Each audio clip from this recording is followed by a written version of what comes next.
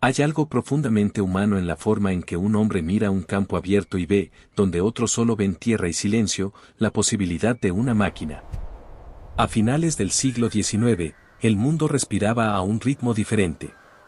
Los campos de Pensilvania despertaban cubiertos de rocío, y los campesinos salían antes del amanecer, con la espalda encorvada bajo el peso de una rutina que se había mantenido inalterada durante generaciones. La cosecha era un acto de fe y agotamiento. Las manos callosas de un hombre podían producir, en un largo y brutal día bajo el sol de agosto, el equivalente a tan solo unas pocas hectáreas de grano. La tierra cedía. El cuerpo se entregaba. Fue en este entorno, de sudor, barro y limitaciones humanas, donde un pequeño taller en el pueblo de New Holland, Pensilvania, comenzó a fabricar algo que nadie sabía que necesitaba con tanta urgencia: máquinas que pensaban por el agricultor. No en un sentido filosófico, por supuesto, sino en un sentido práctico, visceral y transformador. Máquinas que multiplican la fuerza del hombre por 10, por 100. Máquinas que devolvían al campo lo que el campo siempre había prometido: abundancia. La empresa que se fundó allí en 1895 se llamaba simplemente New Holland Machine Company. Sin pretensiones de grandeza. Sin ambición de dominar el mundo. Solo una respuesta honesta a un problema real. Y quizás eso sea precisamente lo que hace que esta historia sea tan fascinante. Los mayores imperios de la historia rara vez nacen con la intención de convertirse en imperios. En sus inicios, New Holland fabricaba pequeños implementos agrícolas, trilladoras, picadoras de forraje, equipos sencillos que facilitaban el trabajo en las granjas familiares de la América rural. Su fundador, Eb Zimmerman, no era un visionario trajeado en una sala de juntas. Era un mecánico. Un hombre que comprendía el olor a aceite, el peso del hierro y la lógica simple de que un engranaje bien colocado puede cambiar la vida de una persona. Pero el mundo estaba cambiando. Y con él, la agricultura. A principios del siglo XX, la industrialización arrasó el continente como un viento imparable. Las ciudades crecieron. La demanda de alimentos se disparó. Y los campos, que siempre habían alimentado al mundo con la fuerza de sus manos, comprendieron que ya no bastaba con el trabajo manual. Se necesitaba más. Se necesitaba velocidad. Se necesitaba escala. Y fue aquí, en este punto de inflexión entre el viejo y el nuevo mundo, donde el pequeño taller de New Holland comenzó a revelar algo que nadie había comprendido aún: no era solo un fabricante de maquinaria. Era el embrión de todo un sistema. Una idea que estaba a punto de crecer, fusionarse, transformarse y alcanzar proporciones que Ed Zimmerman jamás habría imaginado mientras doblaba metal en su banco de trabajo, escuchando el profundo silencio de los campos de Pensilvania al atardecer. Lo que siguió no fue solo la historia de una empresa. Fue la historia de cómo el mundo aprendió a alimentarse por sí mismo. Existe una ley no escrita en el mundo de los negocios, tan antigua como el capitalismo mismo: creces, te fusionas o desapareces. No hay término medio. No hay paz duradera en la mediocridad. Y fue exactamente esta ley la que comenzó a dictar el destino de New Holland en las décadas siguientes, transformando una modesta herrería de Pensilvania en algo que el propio mercado aún no sabía cómo nombrar. Los años 20 y 30 llegaron con el rugido sordo de la Gran Depresión. Los campos que antes prometían abundancia ahora prometían silencio. Los agricultores americanos veían cómo el precio del grano caía semana tras semana, cómo los bancos cerraban puertas y cómo el polvo de Oklahoma enterraba vidas enteras bajo capas de tierra árida y desesperanza. Era el peor momento para fabricar máquinas agrícolas. Y paradójicamente, era el momento más urgente para hacerlo bien. New Holland sobrevivió. No con gloria, pero sobrevivió. Y en esa supervivencia silenciosa estaba contenida una lección que definiría toda su trayectoria futura: la resiliencia no es heroísmo. Es disciplina. Es la capacidad de seguir fabricando engranajes cuando el mundo parece haberse detenido. Pero fue después de la Segunda Guerra Mundial que la historia realmente comenzó a acelerarse. El mundo salió de la guerra hambriento, literalmente. Europa estaba devastada. Los campos habían sido convertidos en trincheras. Las granjas, en cementerios. Y de repente, alimentar a la humanidad dejó de ser un problema filosófico para convertirse en una emergencia geopolítica. Los gobiernos miraban a la agricultura con una urgencia que nunca antes habían sentido. Y la industria de maquinaria agrícola, que durante décadas había operado en las sombras de la economía, de repente se encontró en el centro del tablero mundial. Fue en este contexto que New Holland dio su primer gran salto. En 1947, la empresa fue adquirida por Sperry Corporation, un gigante tecnológico americano con raíces en la aviación y la electrónica de precisión. Para muchos observadores de la época, la fusión parecía extraña. ¿Qué tenía que ver la tecnología aeronáutica con las cosechadoras de granos? La respuesta, que tardaría años en volverse obvia, era todo. La ingeniería de precisión que guiaba aviones podía, con las adaptaciones correctas, revolucionar la forma en que una máquina separaba el trigo de la paja a 200 hectáreas por día. Bajo el paraguas de Sperry, New Holland comenzó a transformarse. Las inversiones en investigación crecieron.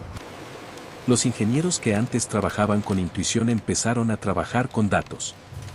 Las máquinas se volvieron más eficientes, más confiables, más inteligentes. Y el nombre New Holland comenzó a circular con una seriedad diferente en los mercados internacionales. Pero la verdadera revolución aún estaba por llegar. Porque mientras New Holland crecía en América, otro gigante despertaba en Europa. Fiat, el coloso italiano que había construido su reputación sobre los adoquines de Turín con automóviles que encarnaban la elegancia mediterránea, había decidido que el futuro no estaba solo en las carreteras.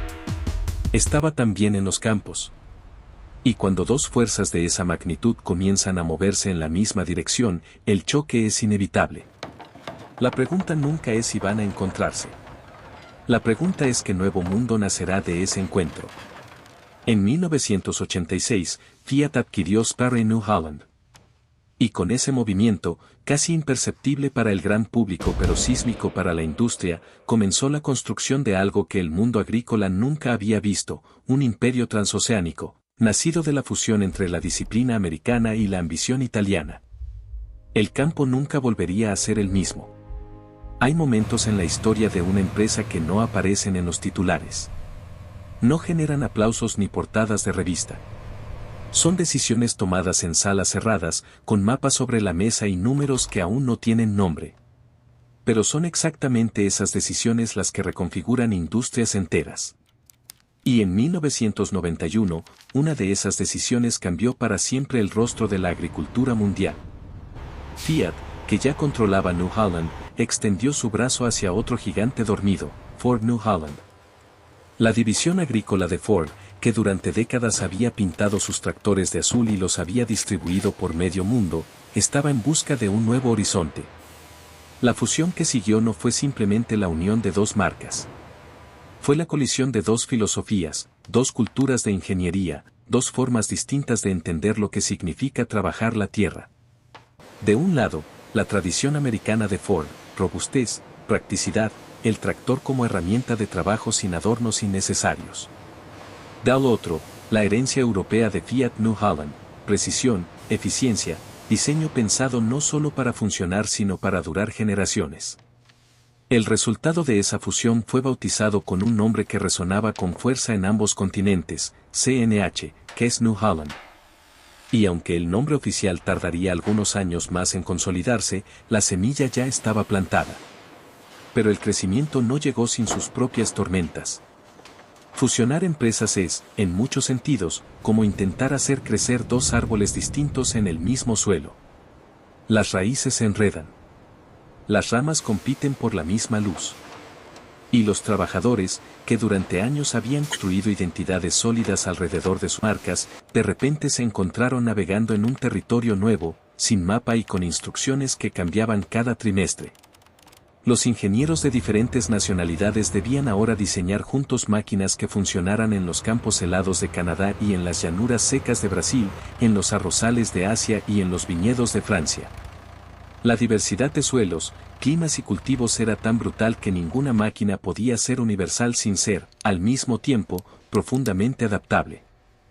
Y esa paradoja, la de construir algo global que se sintiera local, se convirtió en el desafío central de toda una generación de ingenieros dentro del nuevo conglomerado. Fue también en esta época que New Holland comenzó a entender algo que cambiaría su estrategia para siempre: el agricultor no compraba una máquina. Compraba una promesa. La promesa de que su cosecha no se perdería por una falla mecánica en el momento crítico. La promesa de que habría un técnico disponible, repuestos en stock, soporte en su idioma.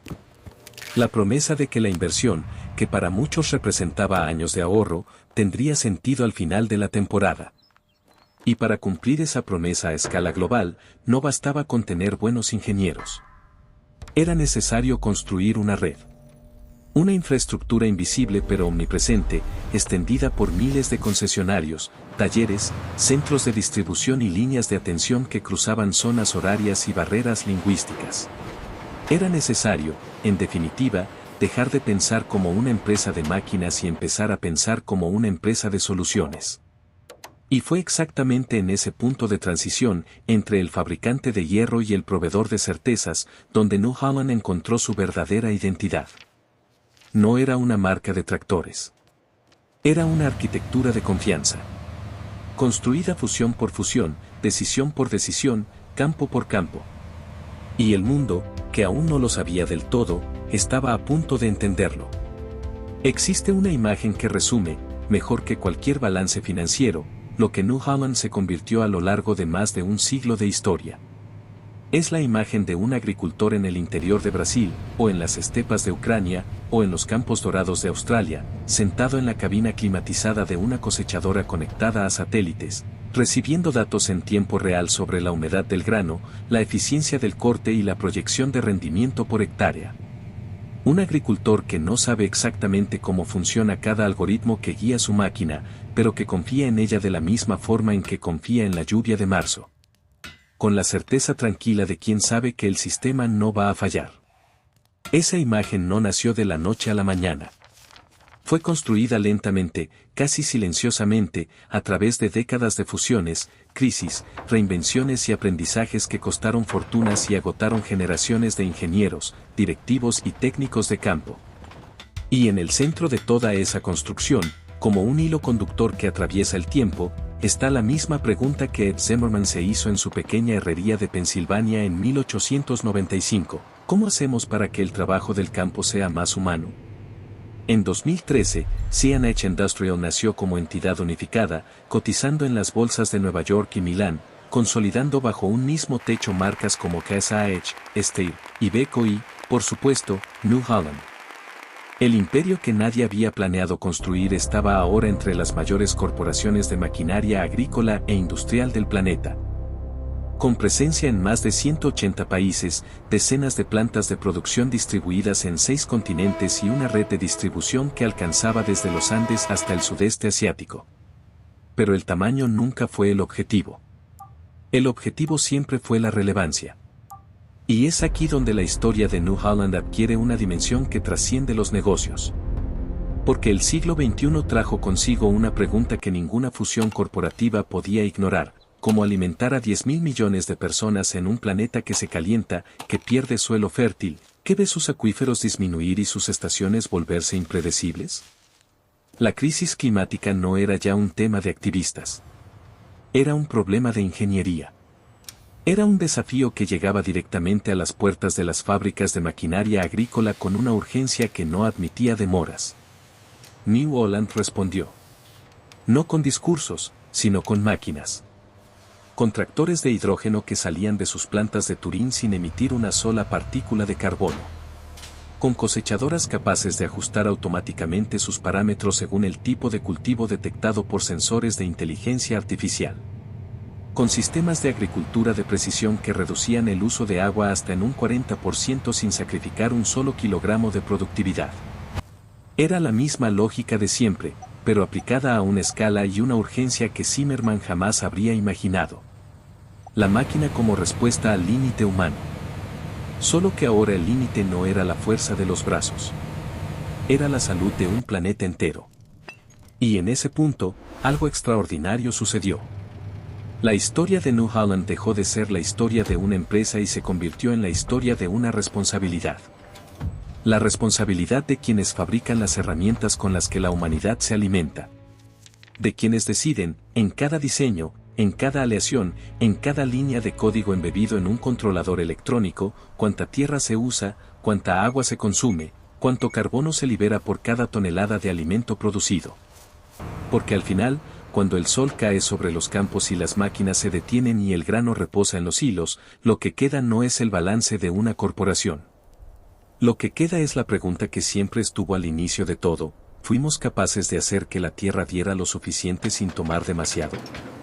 New Holland, nacida del sudor de un mecánico anónimo en Pensilvania, construida fusión por fusión durante más de un siglo, se convirtió en una de las respuestas más complejas y fascinantes que la industria humana jamás intentó dar a esa pregunta. El campo del futuro ya comenzó. Y lleva, grabado en el acero de sus máquinas, el peso silencioso de toda esa historia.